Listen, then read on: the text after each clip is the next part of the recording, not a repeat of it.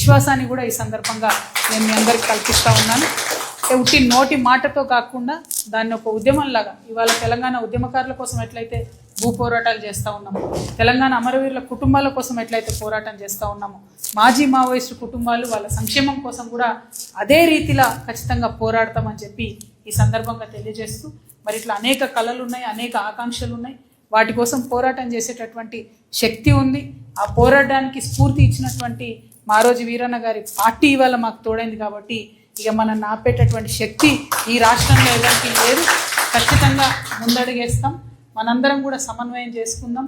కళా బృందాలు కానీ మన అన్ని రకాలైనటువంటి సంఘాలు ఏవైతే పెట్టుకొని ఉన్నామో అందరితోని కూడా ప్రతి గ్రామంలో ప్రతి మండలంలో కోఆర్డినేషన్ చేసుకుందాం.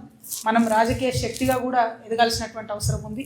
ఎక్కడ మన వాళ్ళు ఎవరైనా ఇంట్రెస్టెడ్ ఉండి పోటీ చేద్దాం అనేటటువంటి ఆలోచన ఉంటే కూడా ఖచ్చితంగా చెప్పండి. ముందు నుండే సమన్వయం చేసుకుందాం.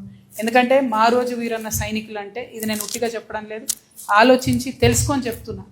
నైతికంగా అట్లనే కట్టుబడి నిలబడిపోయి ఉన్నారు ఎక్కడికక్కడ తప్పితే ఎక్కడ ఎవరు కూడా కరప్ట్ అవ్వలేదు. రాజకీయాల్లోకి వచ్చిన వాళ్ళు కానీ రాజకీయాల్లోకి రాని వాళ్ళు కానీ మా రోజు వీరన్న ఫాలోవర్స్ ఈ రాష్ట్రం అంతా కూడా నిటారుగా నిలబడి ఒక నైతికతకు నిదర్శనంగా ఉన్నారు. కాబట్టి మీతోని కలిసి పనిచేయడం అన్నది తెలంగాణ రాష్ట్ర ప్రజల్లో వారి జీవితాల్లో ఒక ఉదయం తీసుకురావడమే అవుతుంది. నా గోల్ ఒకటే, సర్వోదయ తెలంగాణ సాధించాలి.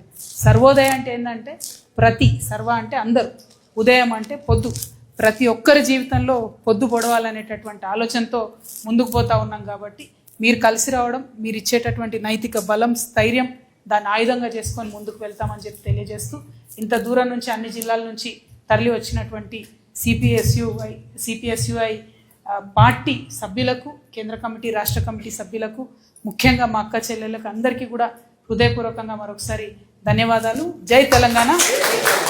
జోహార్ మారోజు వీరన్న గారికి, జోహార్ మారోజు వీరన్న గారికి. జై తెలంగాణ, జై జాగృతి.